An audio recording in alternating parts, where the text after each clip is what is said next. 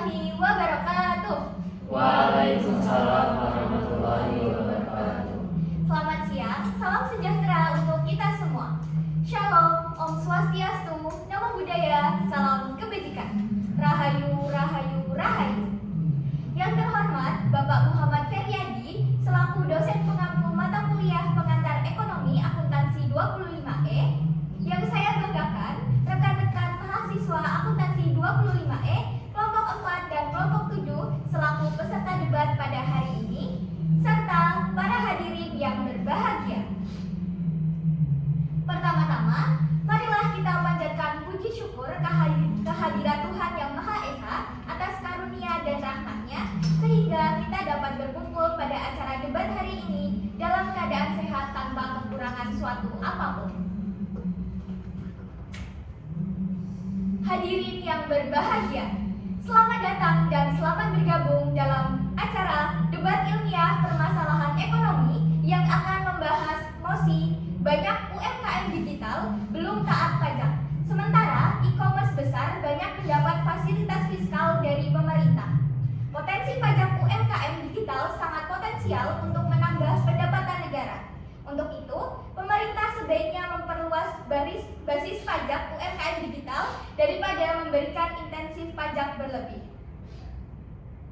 Dalam kesempatan yang berbahagia ini, saya, Maitza Zabarina, selaku moderator, akan memandu jalannya debat ilmiah permasalahan ekonomi hari ini. Sebelum acara debat dimulai, perkenalkanlah kedua kelompok peserta debat kita hari ini, yaitu kelompok 4 dan kelompok 7. Kepada kelompok 4, saya persilakan untuk memperkenalkan diri terlebih dahulu.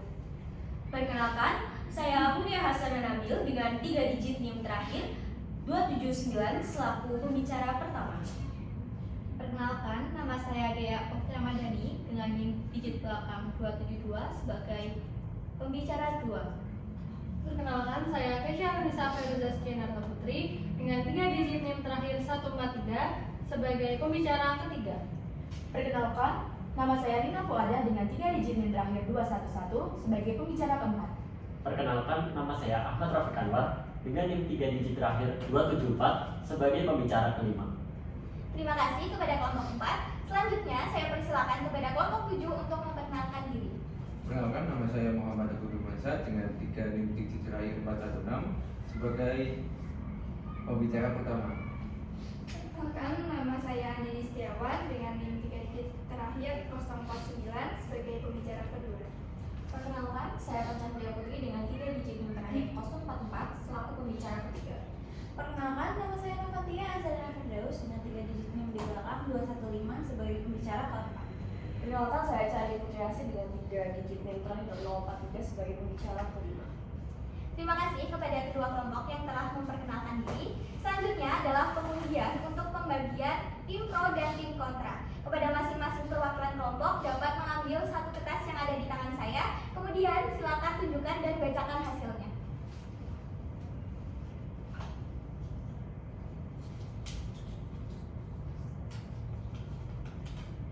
Kelompok 4 sebagai tim pro. Kelompok 7 sebagai tim kontra. Baik, telah ditentukan bahwa kelompok 4 sebagai tim pro dan kelompok 7 sebagai tim kontra. Selanjutnya, izinkan saya untuk membacakan tata tertib debat sebagai berikut. 1. Debat dilakukan secara proporsional dan tertib dengan mengutamakan kedisiplinan waktu serta kepatuhan terhadap seluruh aturan yang telah ditetapkan. 2. Setiap peserta debat wajib menjaga sikap, menggunakan bahasa yang santun, tidak menyerang pribadi lawan debat, serta tetap fokus pada substansi argumen. 3. Setiap mahasiswa diberikan waktu maksimal 5 menit untuk menyampaikan argumentasinya. Total terdapat 5 pembicara dalam satu sesi debat. 4. Jika dalam satu tim terdapat 6 mahasiswa, maka pembicara ke-6 diberikan tambahan waktu 5 menit. Tim lawan juga mendapat tambahan waktu 5 menit yang diberikan kepada satu pembicara yang dipilih dari tim tersebut. 5. Setiap tim berhak mendapatkan closing statement dengan durasi maksimal 3 menit. Closing statement disampaikan setelah seluruh argumen utama dari kedua tim selesai dipaparkan. 6. Pengaturan waktu dilakukan secara mandiri oleh masing-masing tim dengan tetap memperhatikan batas waktu yang sudah ditentukan agar debat berjalan efektif dan adil. 7. 7. Peserta dilarang memotong atau menginterupsi pembicara yang sedang menyampaikan argumen, kecuali pada sesi yang memang memperbolehkan interaksi. 8. Segala bentuk keributan, ejekan, atau tindakan tidak sopan akan dikenakan sanksi dan dapat mengurangi penilaian tim. 9. Moderator berhak mengingatkan atau menghentikan pembicara apabila waktu telah habis atau peserta melanggar tata tertib. 10. Seluruh keputusan moderator dan juri bersifat final serta tidak dapat diganggu-gugat. Demikian pembacaan tata tertib debat hari ini. Saya berharap kedua tim dapat mematuhi tata tertib tersebut dan menjunjung tinggi sportivitas. Selanjutnya, akan saya bacakan susunan sesi debat hari ini. Sesi debat akan dibagi menjadi 2 termin. Termin 1 adalah sesi pemaparan argumentasi dari setiap anggota kelompok dengan maksimal waktu pemaparan selama 5 menit. Termin 2 adalah sesi pemaparan closing statement, di mana masing-masing kelompok menugaskan 1 orang untuk membacakan closing statement. Baik, untuk kelompok 4 dan kelompok 7 apakah sudah siap? Siap. Oleh karena itu, mari kita mulai debat ilmiah permasalahan ekonomi pada hari ini.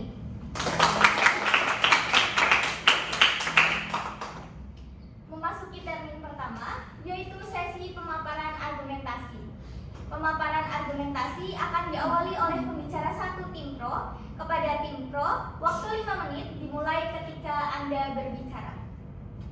Terima kasih kepada moderator.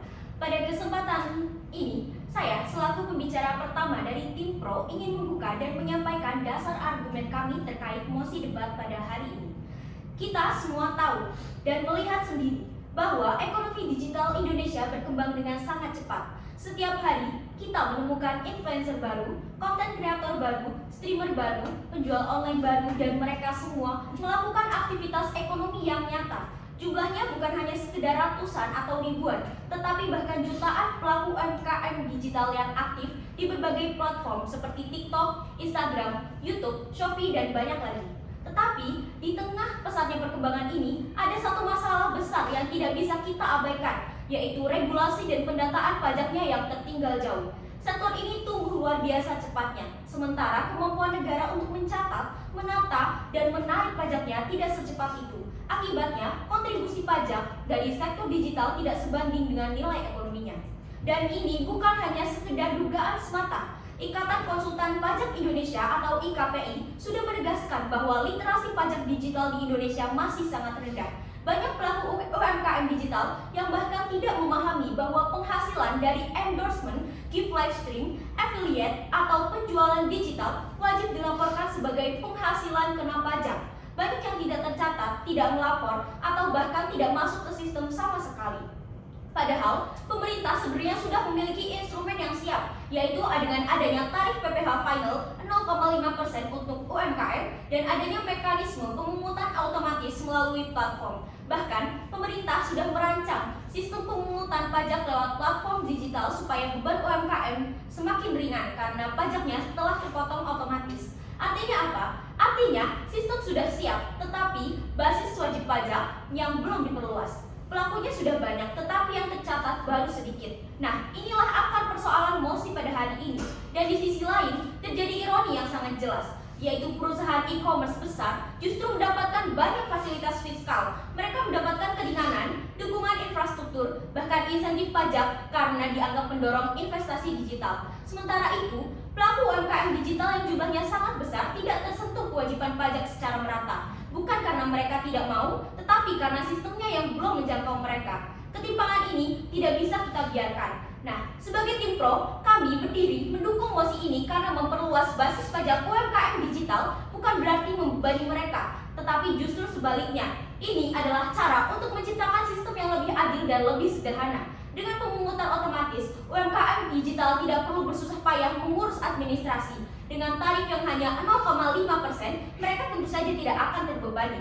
Dengan yang terpenting, negara mendapat penerimaan yang selama ini bocor dan UMKM masuk ke ekosistem formal sehingga bisa mendapatkan akses yang lebih besar, yaitu pinjaman, pelindungan hukum, dan program pemerintah yang lainnya.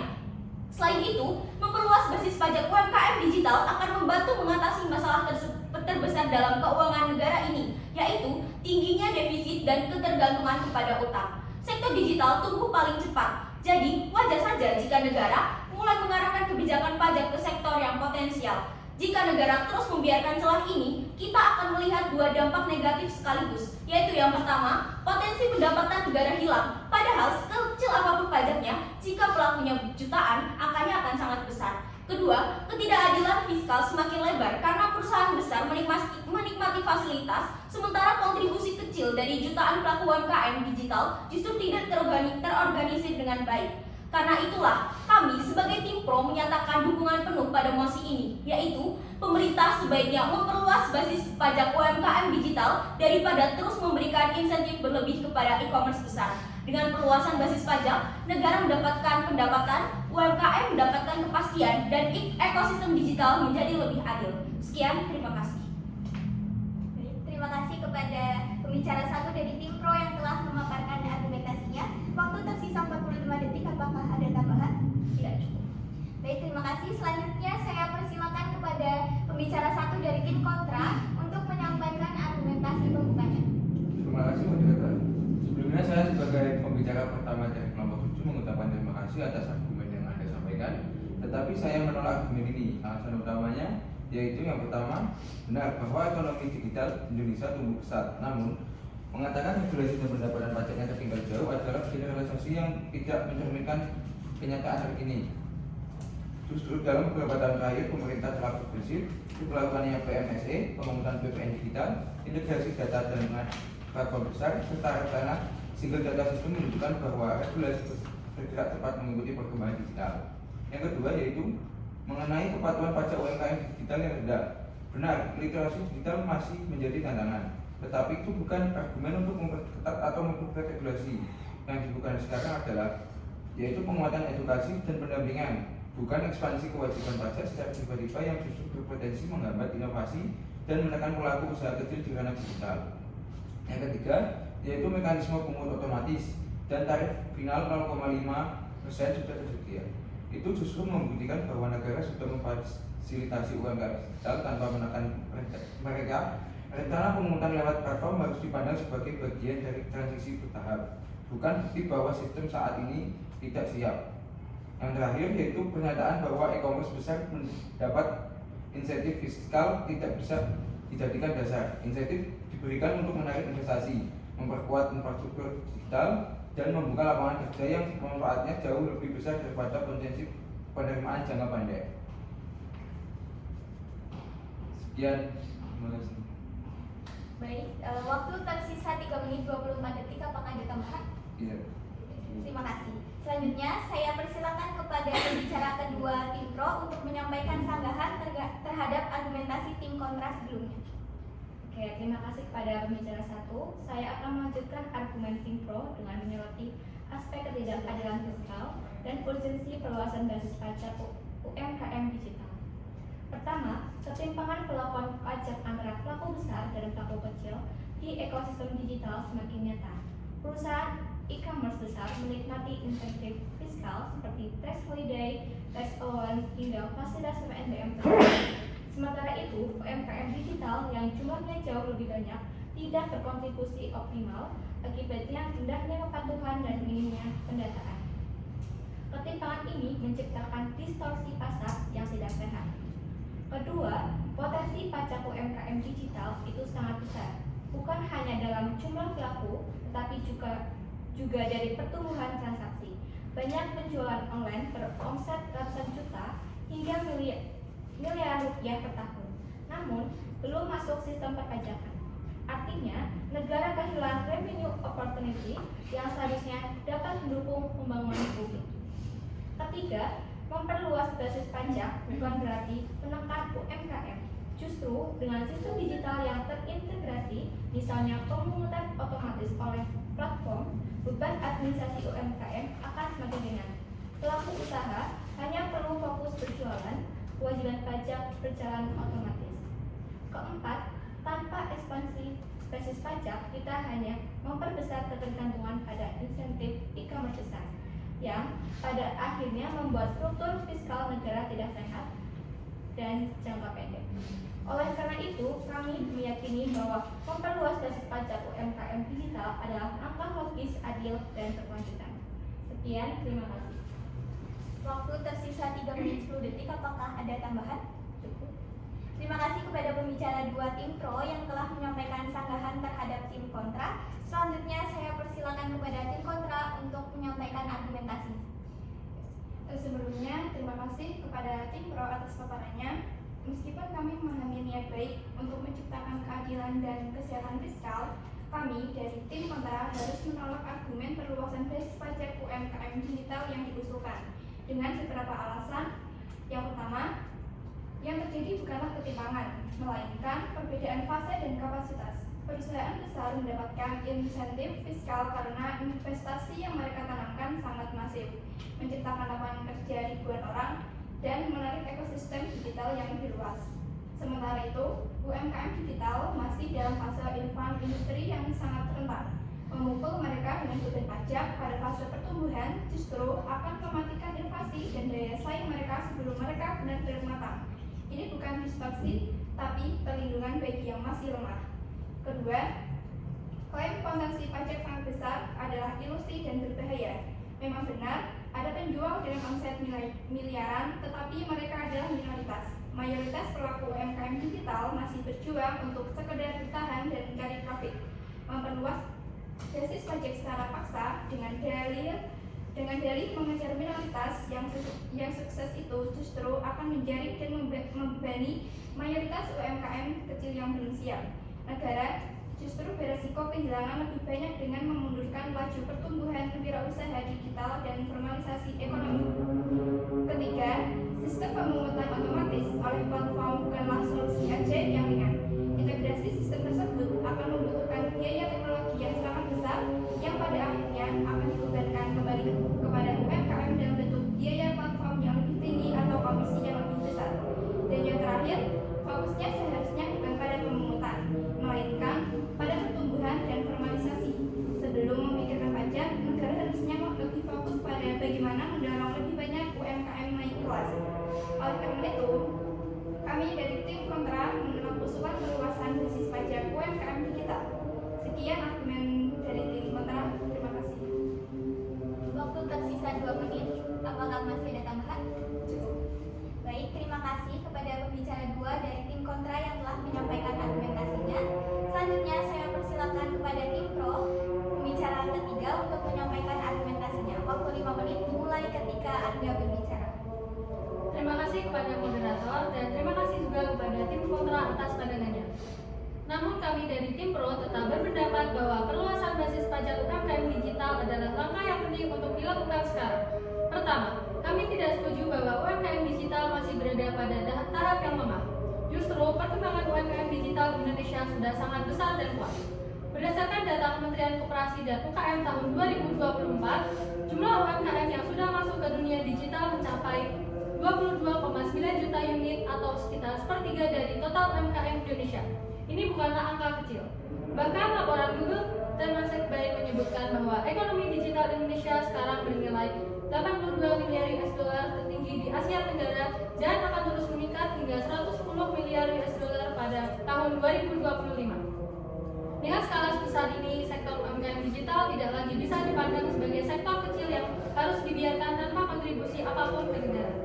Kedua, tim kontra mengatakan bahwa potensi pajak UMKM digital adalah ilusi dan hanya mengejar minoritas pelaku usaha besar. Faktanya tidak seperti itu. Data Ikatan Konsultan Pajak Indonesia tahun 2023 menunjukkan bahwa potensi pajak dari aktivitas digital mencapai 48 hingga 52 triliun per tahun.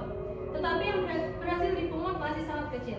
Lalu transaksi e-commerce Indonesia menurut BPS sudah mencapai 401 triliun, namun sebagian besar tidak terdata secara resmi untuk perpajakan. Artinya, potensi pajaknya nyata dan besar, tetapi kita kehilangan kesempatan untuk memanfaatkannya. Tujuan perluasan basis pajak bukan untuk membebani UMKM kecil, melainkan untuk membuat sistem pajak lebih adil dan memastikan pelaku usaha yang lebih besar tidak lolos dari kewajibannya hanya karena berjualan secara digital.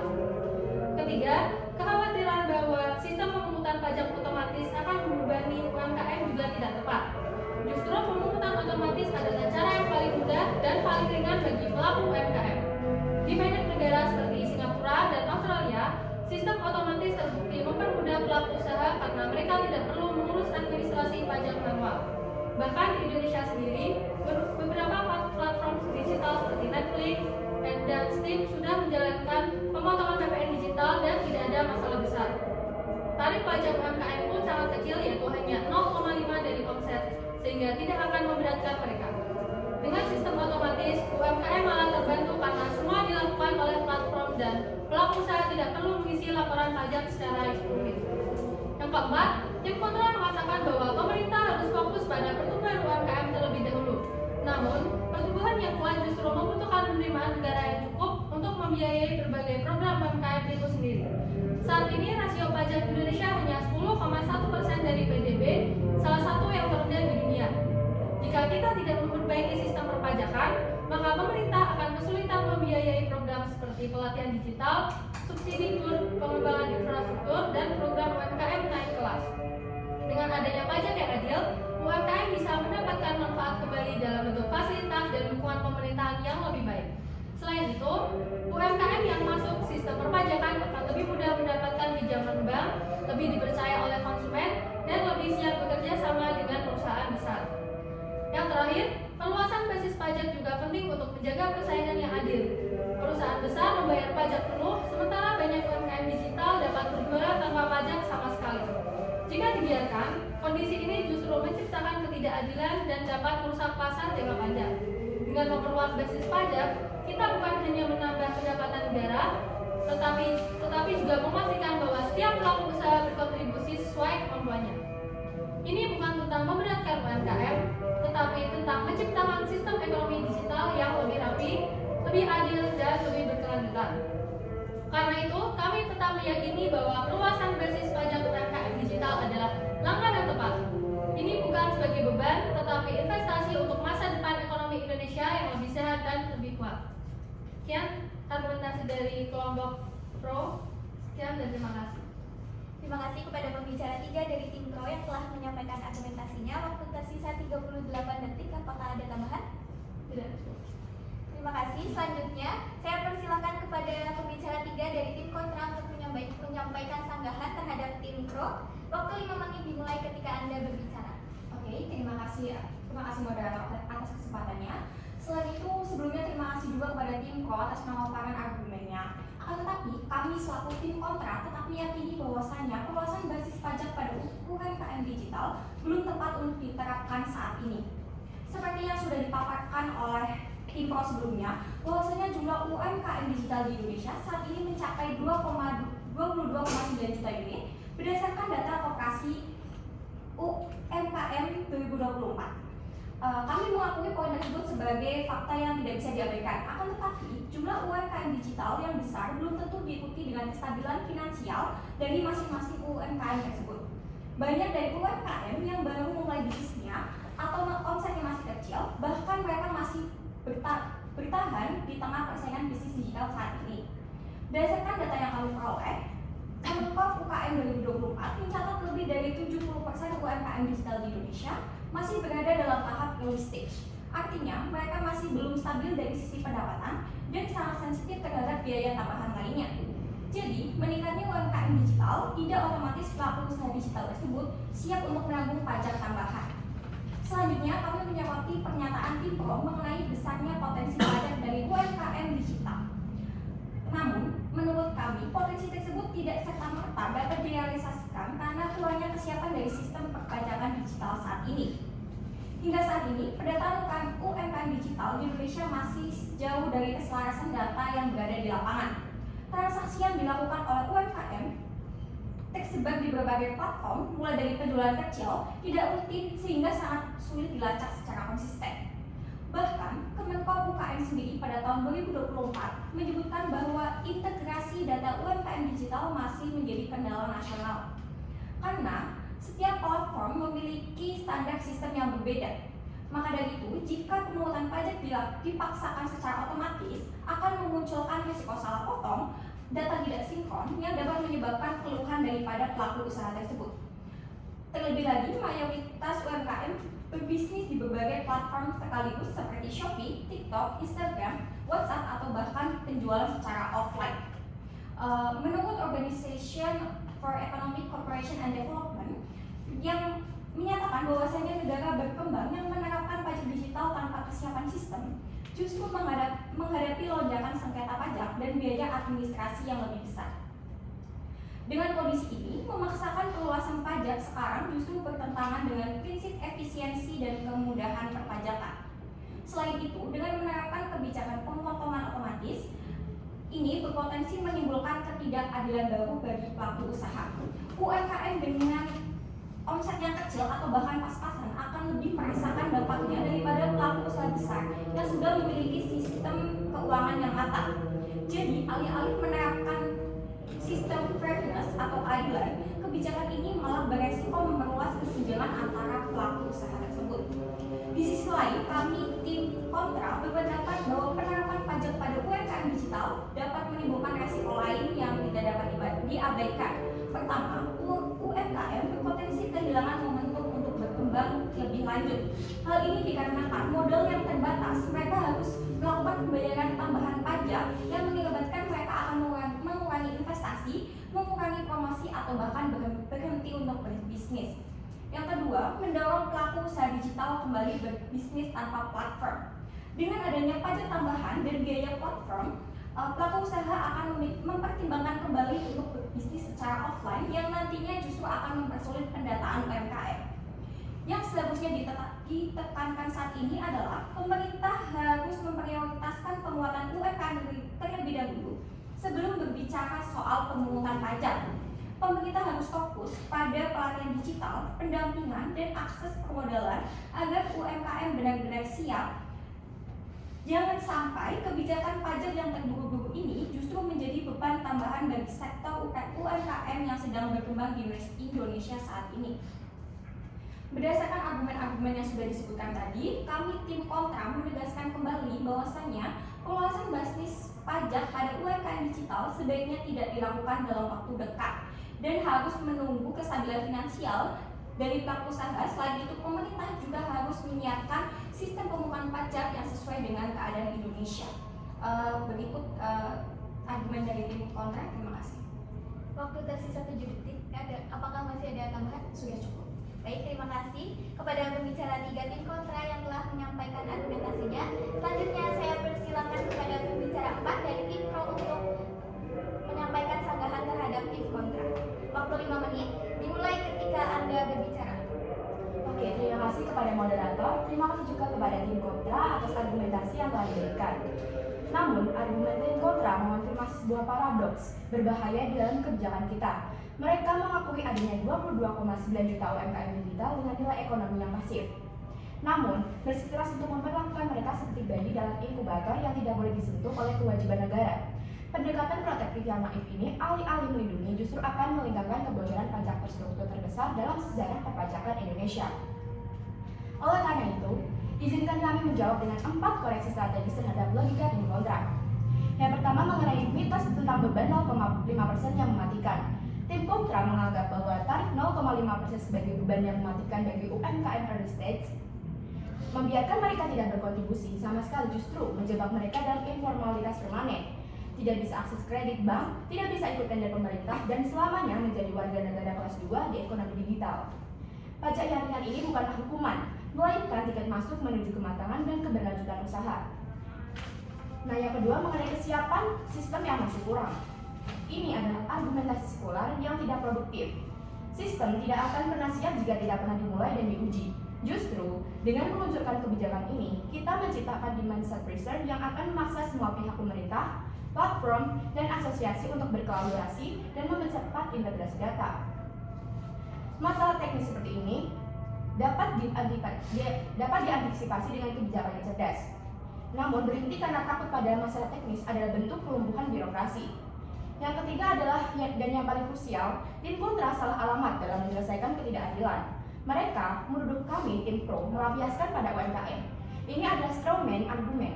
Solusi utama kami bukan hanya memperluas basis UMKM, tetapi mengakhiri insentif berlebihan untuk e-commerce besar. Nah, judul mosi kami sangat jelas, daripada memberikan insentif pajak berlebih. Kami mengusulkan 2 laga seimbang dan justru tim kontra abaikan. Nah, yang pertama adalah merevisi kebijakan insentif fiskal untuk e-commerce besar yang sudah mapan dan sangat profitable. Tax holiday dan tax allowance harus ditinjau ulang kontribusi realnya bagi pertumbuhan ekonomi dan transfer teknologi di dalam negeri. Yang kedua, memperluas basis pajak UMKM digital yang scalable dengan sistem pemotongan final 0,5% yang ringan, sederhana, dan otomatis melalui platform. Nah, yang keempat, tentang prioritas penguatan versus perpajakan. Kami menolak dikotomi ini. Dalam dunia digital, data adalah penguatan. Dengan memasukkannya ke dalam sistem pajak melalui pemotongan otomatis, pemerintah justru mendapatkan peta data yang sangat powerful tentang sebaran UMKM, potensi ekonomi wilayah, dan jenis usaha yang berkembang. Data ini jauh lebih berharga daripada penerima pajaknya sendiri, karena dapat digunakan untuk menyalurkan bantuan pemerintah yang super presisi, membangun strategi ekonomi digital yang berbasis data real, serta mempercepat integrasi dengan program KUR dan bantuan lainnya. Dengan tetap membiarkan mereka di luar sistem program penguatan yang didengungkan tim kontra, justru akan tidak tepat sasaran dan penuh dengan efisiensi. Nah, kesimpulan perdebatan ini bukan tentang apakah UMKM harus dibebani, melainkan bagaimana kita membangun ekonomi digital yang adil dan bertanggung jawab. Tim kontra mengusulkan status quo yang protektif namun naif, yang justru akan mengubur UMKM dalam ketidakdewasaan dan mengorbankan keadilan fiskal yang tajam. Sebaliknya, mosi kami menawarkan jalan yang lebih visioner, yaitu menghentikan subsidi pada raksasa yang sudah kenyang dan membawa UMKM digital yang tabur ke dalam sistem untuk bersama-sama membangun negara. Nah, ini adalah langkah menuju kedewasaan ekonomi digital Indonesia, di mana setiap pelaku, besar dan kecil, berdiri setara di depan hukum dan berkontribusi sesuai dengan kemampuannya. Oleh karena itu, dengan segala argumentasi yang telah kami paparkan, kami sangat mendesak pemerintah untuk segera memperluas basis pajak UMKM digital dan secara bersama-sama mengkaji ulang pemberian insentif pajak berlebihan kepada e-commerce besar. Terima kasih. Itu saja argumen dari saya. Terima kasih kepada pembicara 4 dari Tim Pro yang telah menyampaikan argumentasinya. Waktu tersisa 41 detik, apakah masih ada tambahan? Tidak. Terima kasih. Selanjutnya saya persilakan kepada pembicara 4 dari Tim Kontra untuk menyampaikan argumentasi terhadap argumentasi Tim Pro sebelumnya. Waktu 5 menit dimulai ketika Anda berbicara. Oke, sebelumnya terima kasih untuk moderator atas kesempatannya dan terima kasih kepada Tim Pro atas argumennya. Namun, argumen Tim Pro justru memperlihatkan suatu hal. Tim Pro menganggap UMKM digital sebagai angka besar yang siap dilakukan seperti perusahaan mapan. Padahal, kondisi lapangan jauh dari asumsi tersebut. Paradoks ini muncul karena Tim Pro memaksa melihat UMKM sebagai entitas matang, sementara faktanya mereka masih berada di tahap sensitif dan sangat rentan salah kebijakan. Karena itu, kami akan meluruskan kesalahan logika yang muncul dan merapikan kembali posisi Tim kontra. Pertama, ketika Tim Pro menyatakan bahwa tarif 0,5% tidak mematikan, Tim Pro menggunakan ilustrasi margin 20% seakan semua UMKM memiliki kondisi ideal seperti itu. Realitasnya, UMKM digital beroperasi dengan margin tipis akibat potongan platform, biaya iklan, retur, dan kompetisi harga. Sehingga banyak yang hanya bertahan di margin 5-10%. Dalam situasi ini, pemungutan berbasis omset bukan lagi beban ringan, melainkan pemotongan langsung atas ruang hidup usaha. Tim Pro menuduh kami membiarkan UMKM dalam informalitas permanen, padahal justru pemajakan prematur seperti inilah yang mendorong mereka keluar dari pasar sebelum sempat tumbuh. Kami tidak menolak pajak, kami menolak pajak yang waktunya salah. Kedua, Tim Pro menuduh kami melakukan sirkular argumen soal kesiapan sistem. Padahal yang kami tunjukkan adalah kenyataan teknis, memaksa sistem pajak otomatis berjalan sebelum integrasi data dan data yang siap hanya akan menghasilkan pemungutan data, kekacauan laporan, dan ketidakpastian administratif bagi puluhan juta pelaku. Ini bukan sekedar ketidaknyamanan, tapi resiko kebijakan yang nyata. Menjalankan ekosistem perpajakan skala besar bukan seperti menguji aplikasi internal, memaksakannya sebelum matang bukan keberanian, melainkan kecerobohan regulasi. Ketiga, Tim Pro berusaha membangun narasi bahwa mereka tidak menyasar UMKM, bahwa sasaran mereka adalah raksasa digital yang menikmati insentif. Namun, saat mereka menyebut kebijakan konkret, justru pungutan 0,5% untuk UMKM lah yang memiliki mekanisme jelas, timeline jelas, dan dampak langsung. Sementara, revisi insentif untuk platform besar hanya disebut secara normatif tanpa struktur implementasi. Artinya, dalam praktek, UMKM lah yang paling cepat dan pasti berdampak, sementara raksasa digital hanya direncanakan untuk ditinjau ulang. Keempat, Tim Pro menyamakan pemajakan otomatis dengan penguatan data. Seolah data mapping hanya mungkin dilakukan lewat pajak. Padahal, platform e-commerce sudah wajib KYC. melindungi catatan transaksi, dan dapat menyediakan data identitas pelaku kepada pemerintah tanpa harus menarik pajak terlebih dahulu. Negara lain telah membuktikan bahwa pemetaan data dapat diperkuat terlebih dahulu. Baru pemajakan diterapkan ketika ekosistem benar-benar aman dan stabil. Maka dikotomi penguatan versus pemajakan yang mereka bangun tidak berdasar. Pada akhirnya, posisi tim pro tampak ideal di permukaan, tetapi implementasinya mulai dari pihak yang paling kecil dan paling rentan. Tim kontra berdiri pada pendekatan yang lebih realistis, memperbaiki insentif untuk korporasi besar terlebih dahulu, menyiapkan infrastruktur pajak yang benar-benar siap, dan baru memasukkan UMKM ketika mereka keluar, bukan ketika mereka masih berjuang dan bertahan. Dengan begitu, jalan yang kami tawarkan jauh lebih masuk akal untuk menjaga keberlanjutan, keadilan, dan pertumbuhan sehat ekosistem digital Indonesia. Sekian dari saya, terima kasih. Waktu tersisa 1 menit 32 detik, apakah masih ada tambahan? Terima kasih kepada pembicara 4 dari tim kontra yang telah menyampaikan argumentasinya. Kemudian saya persilakan kepada pembicara 5 dari tim pro untuk menyampaikan argumentasi terakhirnya. Waktu 5 menit dimulai ketika Anda berbicara. Terima kasih kepada moderator dan juga terima kasih kepada tim kontra atas penyampaiannya. Namun, izinkan saya meluruskan sejumlah asumsi yang dibangun sehingga tidak terjadi kesalahpahaman dalam memahami konteks kebijakan. Pertama, tim kontra berulang kali menekankan bahwa UMKM digital belum siap dan bahwa margin yang kecil menjadikan pajak sebagai ancaman. Namun, pernyataan ini mengabaikan fakta paling penting bahwa pemerintah tidak memajaki UMKM yang lemah. Regulasi sudah jelas melalui Peraturan Pemerintah Nomor 55 Tahun 2022 dan kebijakan terbaru dari Direktorat Jenderal Pajak, yaitu UMKM dengan omset di bawah 500 juta per tahun dibebaskan dari pajak. Artinya, yang dikenakan pajak bukan pelaku usaha rentan seperti yang mereka klaim, tetapi mereka yang sudah berpenghasilan stabil dan layak masuk sistem formal. Jadi, logika UMKM tercekik pajak tidak relevan dengan aturan yang ada. Kedua, tim kontra menyatakan bahwa penerapan pajak akan menciptakan ketidakpastian sistem. Padahal, kenyataannya sistem justru semakin sederhana. Saat ini, marketplace memiliki fitur pemotongan otomatis, integrasi NPWP merchant, hingga laporan transaksi otomatis.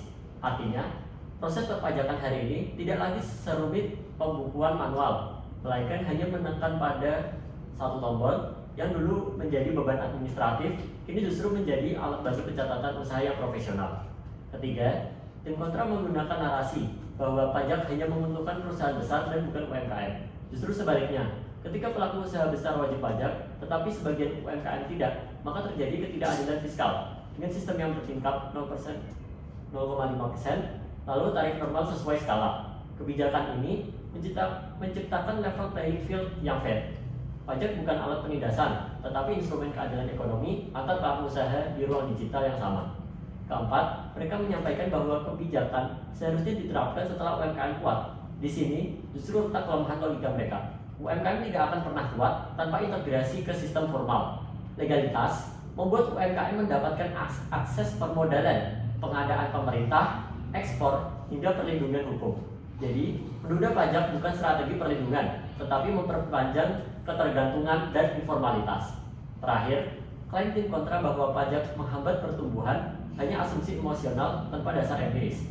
Banyak negara seperti Korea Selatan, Singapura, dan Malaysia menerapkan model yang sama, tarif ringan, batas omset, dan automasi sistem. Hasilnya, UMKM digital tumbuh lebih cepat karena sistem perpajakan menjadi bagian dari profesionalisasi usaha, bukan penghalang. Dengan demikian, klaim bahwa pajak membunuh UMKM adalah narasi yang tidak sesuai data, tidak sesuai regulasi, dan tidak mencerminkan kondisi aktual ekosistem digital hari ini.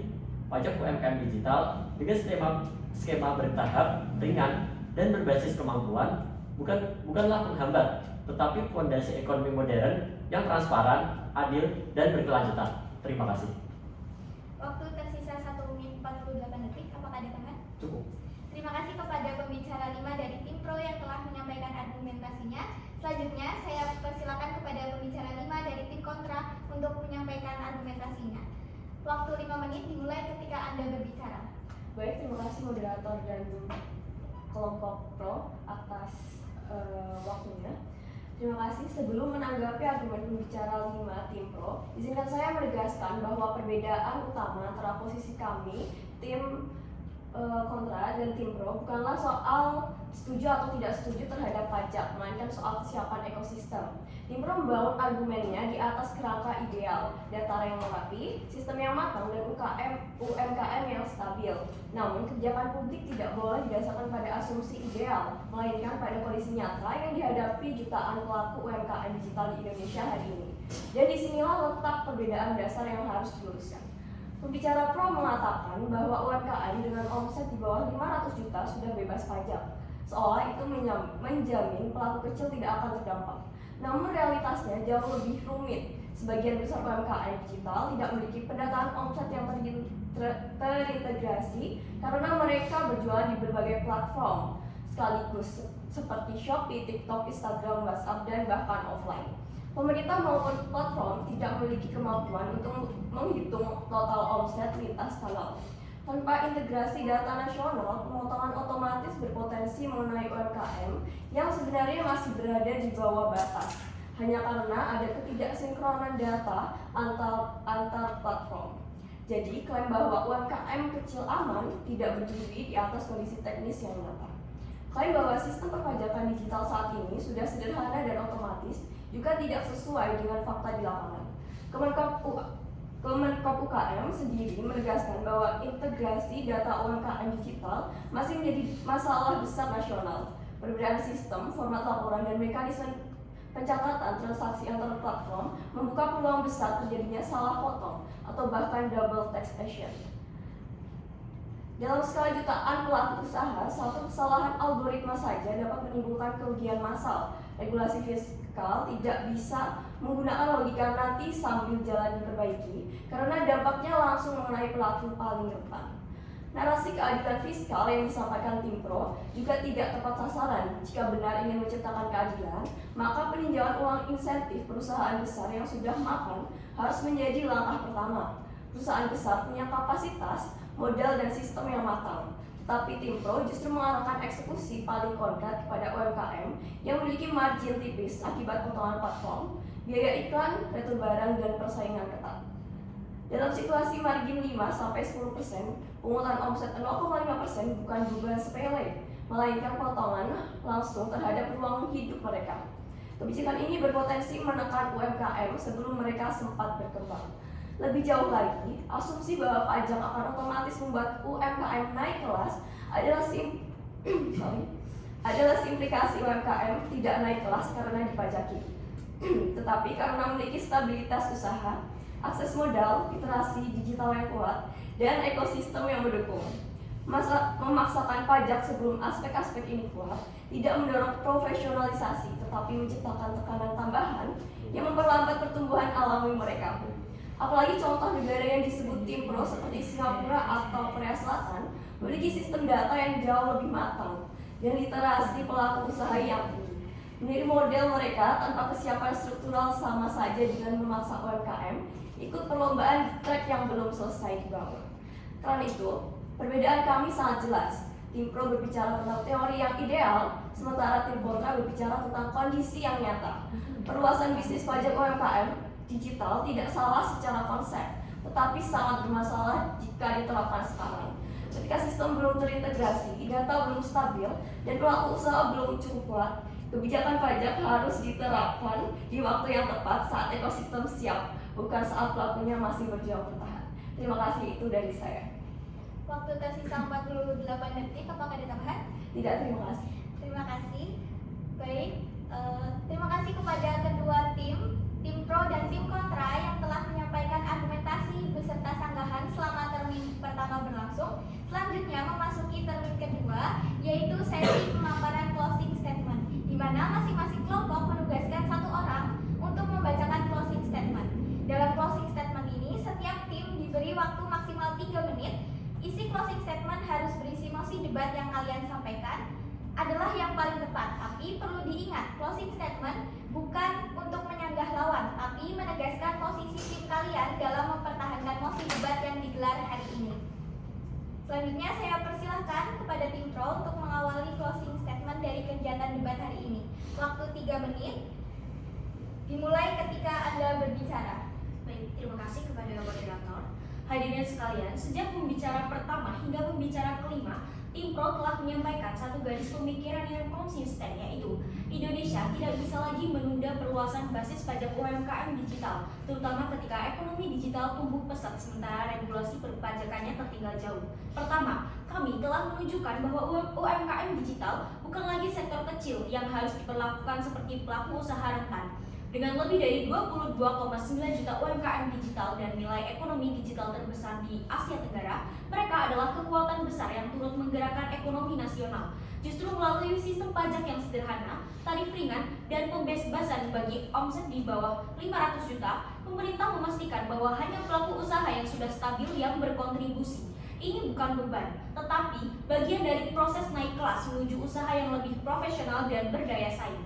Kedua, kami menegaskan bahwa ketidakadilan fiskal saat ini sangat nyata. Perusahaan e-commerce besar menikmati tax holiday, tax allowance, dan berbagai insentif fiskal lainnya. Sementara jutaan UMKM digital yang meraih keuntungan signifikan justru berada di luar sistem pajak. Ketimpangan ini menciptakan persaingan tidak sehat dan membebani wajib pajak lain yang selama ini taat. Dengan memperluas basis pajak UMKM digital, kita menciptakan level playing field yang lebih adil bagi semua pelaku usaha. Ketiga, potensi pajaknya bukan asumsi. Data IKPI menunjukkan bahwa potensi pajak digital mencapai 48-52 triliun per tahun. Pada saat rasio pajak Indonesia turun hingga 10,1%, angka ini sangat penting untuk memperkuat penerimaan negara, membiayai layanan publik, meningkatkan dukungan kepada UMKM, dan mengurangi ketergantungan pada utang. Ini bukan sekedar kebijakan teknis,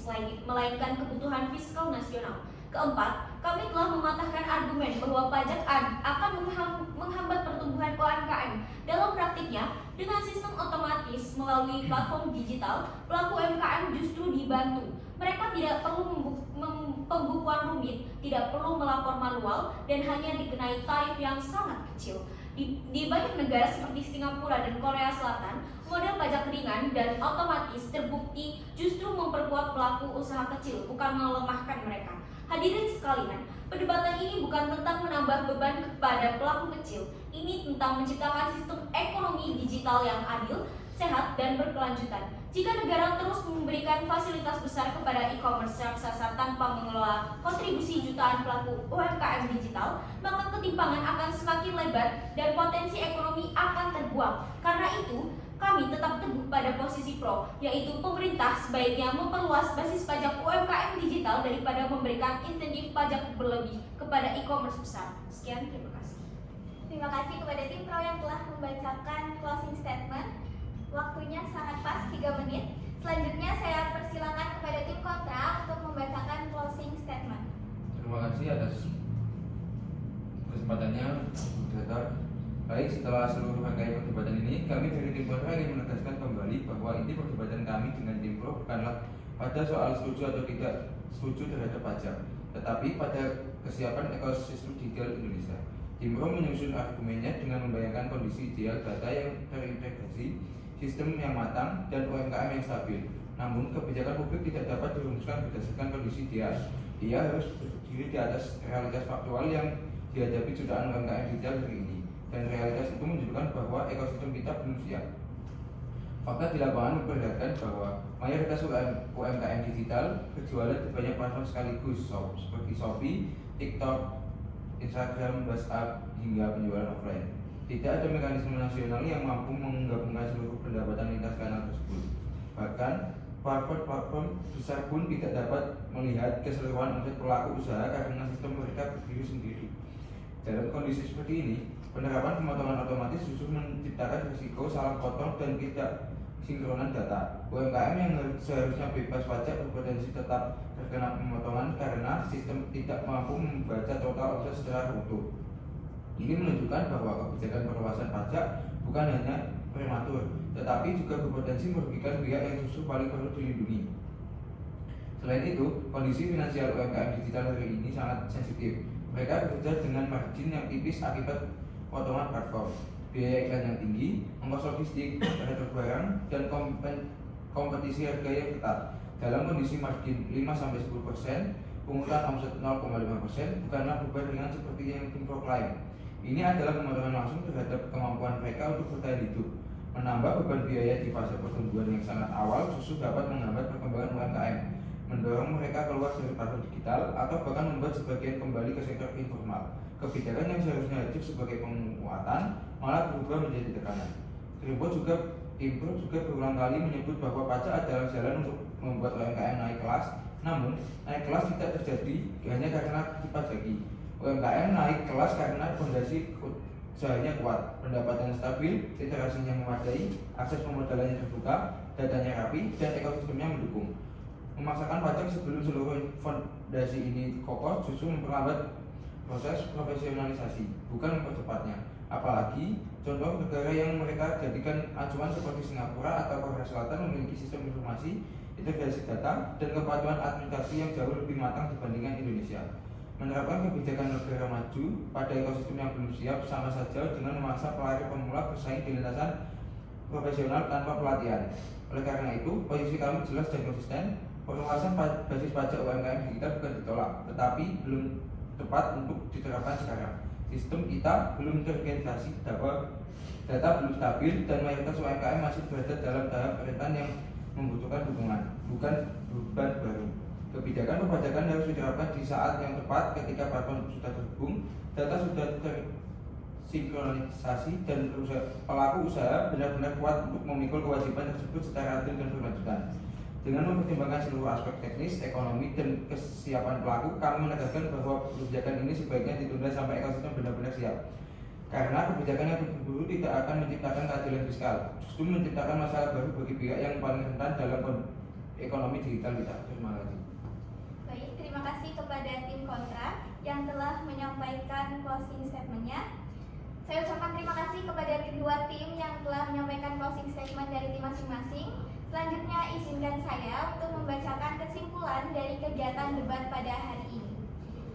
Dari sisi Timpro menekankan bahwa pesatnya pertumbuhan ekonomi digital harus diimbangi dengan perluasan basis pajak agar sistem fiskal menjadi lebih adil, stabil, dan berkelanjutan. Mereka menyoroti bahwa jutaan UMKM digital memiliki potensi penerimaan negara yang besar, sementara mekanisme pajak yang ringan dan otomatis dianggap tidak membebani pelaku usaha. Bagi Timpro, masuknya UMKM ke dalam sistem pajak bukan hanya soal kontribusi, tapi juga tentang profesionalisasi, akses ke pembiayaan, serta persaingan usaha yang setara dengan pemain besar.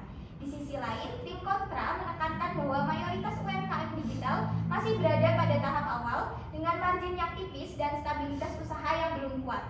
Mereka berpendapat bahwa perluasan pajak yang tergesa-gesa beresiko menambah beban, menurunkan daya saing, serta memaksa UMKM keluar dari platform formal. Selain itu, tim kontra menyoroti bahwa kesiapan sistem perpajakan digital masih menghadapi tantangan teknis seperti integrasi data lintas platform dan potensi salah potong. Bagi mereka, prioritas utama saat ini adalah pendampingan, edukasi, dan penguatan kapasitas UMKM sebelum kebijakan pajak diperluas. Dari kedua perspektif tersebut, dapat kita lihat bahwa inti persoalan bukan hanya sekedar memperluas atau menunda pajak, melainkan bagaimana Indonesia menata ekosistem digitalnya dengan seimbang antara kebutuhan negara untuk memperkuat penerimaan fiskal dan kebutuhan UMKM untuk tumbuh secara sehat tanpa beban yang berlebihan. Dengan demikian, debat hari ini telah memberikan gambaran yang komprehensif mengenai tantangan dan peluang kebijakan pajak bagi UMKM digital. Semoga diskusi ini dapat menjadi bahan pertimbangan dalam merumuskan kebijakan yang tidak hanya efektif bagi negara, tetapi juga inklusif dan berkelanjutan bagi para pelaku usaha. Terima kasih kepada kelompok 4 sebagai tim pro dan kelompok 7 sebagai tim kontra yang telah menyukseskan kegiatan debat pada hari ini. Demikianlah acara debat ilmiah permasalahan ekonomi berjalan. Saya, Maitza Jabarina, pamit undur diri. Apabila ada kesalahan dalam perkataan maupun perbuatan saya yang kurang berkenan, saya memohon maaf. Sekian dan terima kasih. Wassalamualaikum warahmatullahi wabarakatuh. Waalaikumsalam.